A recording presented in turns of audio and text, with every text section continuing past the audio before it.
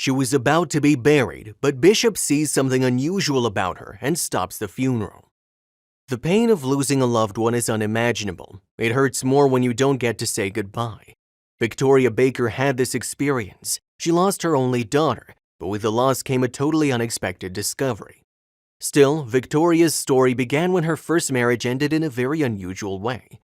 She had been married 7 years before her ex-husband Matt decided to call it quits. Several couples that they knew wanted their relationship to be like Victoria's and Matt's because they were practically inseparable.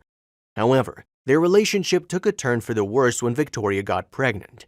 Matt suddenly developed cold feet toward their relationship and his responsibility as a father.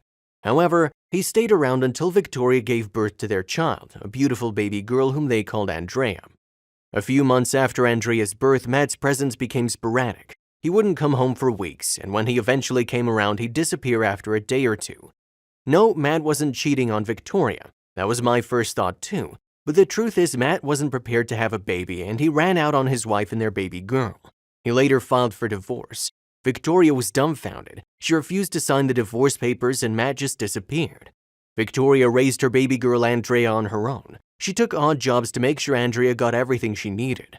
Unfortunately, Andrea was born with sickle cell disease. She was always in and out of hospitals. Andrea's deteriorating health condition took a toll on finances. Victoria didn't let her daughter out of her sight. Andrea was homeschooled till she was well in her teens. Still, Victoria wasn't sure if Andrea could take care of herself. Victoria's younger sister Sarah came by from time to time. Sarah was Victoria's only family ever since her parents had passed away. Andrea had an unusually strong desire to travel. She went to the movies not just because of the actors and actresses that played in them, but to see new places she had never been before. Victoria attributed Andrea's passion for traveling to her father.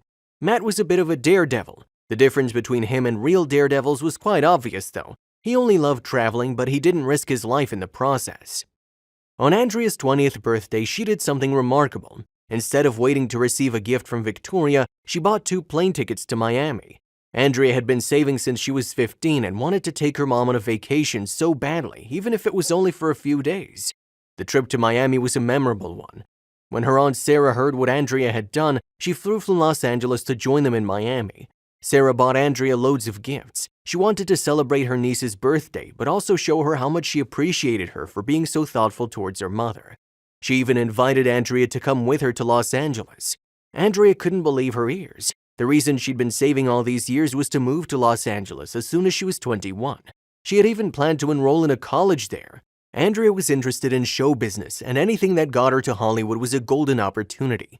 As can be expected, Victoria wasn't supportive of Sarah's decision to take Andrea to Los Angeles. She insisted that Andrea wasn't old enough to take care of herself, but in reality, Victoria loved Andrea so much that she couldn't let her out of her sight. Her excuse had always been Andrea's health condition. What if she has her regular spells when nobody is at home? Who will take care of her? What if something bad happens and Andrea has nobody around her? Sarah couldn't answer these questions, and even if she tried to, Victoria came up with more questions before they left Miami. Sarah advised Victoria to allow Andrea a little space to be her own person and make her own decisions. Victoria nodded absent-mindedly, and the monster had followed Victoria noticed something unusual about Andrea. Andrea kept herself more frequently and was always in her room. They didn't watch TV shows after dinner as they did before. Andrea's excuses were that she had assignments that needed a lot of studying. This went on a little longer until Victoria decided to try a new approach in getting her daughter to spend more time with her. One day, Victoria decided to go up to Andrea's room and possibly help with the assignments. Even if she didn't know the answers, she would stay with Andrea and keep her company till she was done. She knocked on Andrea's door, but no response came from inside. She knocked 2 more times, but still no response. Victoria felt a cold chill run down her spine. The door was locked from the inside and Andrea wasn't answering. A few minutes later, Victoria forced the door open, expecting to find Andrea sprawled on the floor. While she wasn't on the floor as she'd predicted, Victoria walked towards the bed, expecting whatever lay on it to be Andrea, but Andrea wasn't in the room. She wasn't even in the house. Victoria froze for a couple of seconds. Several thoughts ran through her mind at that very moment. She ran downstairs and immediately dialed Sarah. She narrated what she had just discovered. Where on earth could she be? Victoria told herself she decided to wait till Andrea to come home. She waited for hours, but Andrea never returned. Victoria dozed off while waiting till the loud alarm clock on her mobile phone woke her up. Abruptly, she hurried to Andrea's room expecting to find her inside, but the room hadn't changed a bit since the previous night. Victoria was extremely worried. She called Sarah again, but the call went unanswered. She tried a couple more times and still no answer. Her mobile phone suddenly rang and she immediately answered Sarah. "She isn't back home," Victoria said, but it wasn't Sarah who was on the other end of the call. It was Andrea's school. They informed Victoria that Andrea had been involved in an accident when she was returning with her friends from a party. Andrea had been admitted to a hospital, but they withheld important information from Victoria. When Victoria got to the hospital, she was led to the doctor's office. The doctor revealed that one thing Andrea's school had withheld: Andrea had passed away shortly after the incident. Victoria collapsed as soon as the words left the doctor's lips. By the time she regained consciousness, Sarah was already waiting by her bedside. As soon as Victoria saw Sarah, she fell into her arms and cried profusely. Victoria was discharged that same day, and in the days that followed, she and Sarah made arrangements for Andrea's burial. On the day of Andrea's funeral, Victoria sobbed uncontrollably. Her eyes were red and watery. She sat at the back of the hall watching everyone pay their last respects to her daughter. Bishop walked up to Victoria and forced her up to her feet. She encouraged her to pay her last respects even if it seemed Andrea had wronged her. Victoria eventually walked up to Andrea's coffin with a bouquet in her hand. Victoria placed the bouquet beside Andrea and kissed her forehead. The bishop squeezed Andrea's stiff fingers for a few seconds. Just as he was about to leave, he noticed movement. Andrea's hands. Andrea's hands had been carefully placed over her stomach.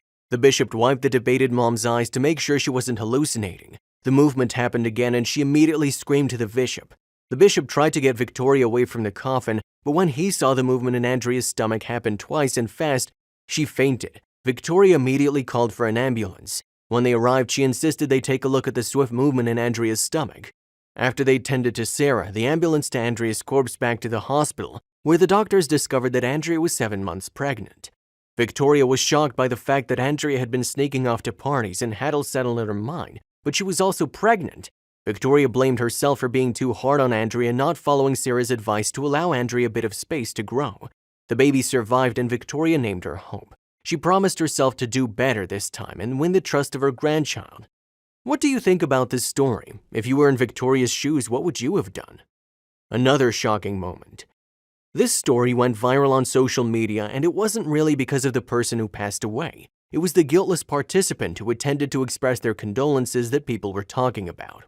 It was a hot day on the East Coast. There were a lot of people in attendance at the funeral of a great-grandmother from a Malaysian village. And it was the lady's young relative who brought events at the funeral into the public eye. In fact, it was Leong Kai Wai, the woman's great-grandson, who broke the story.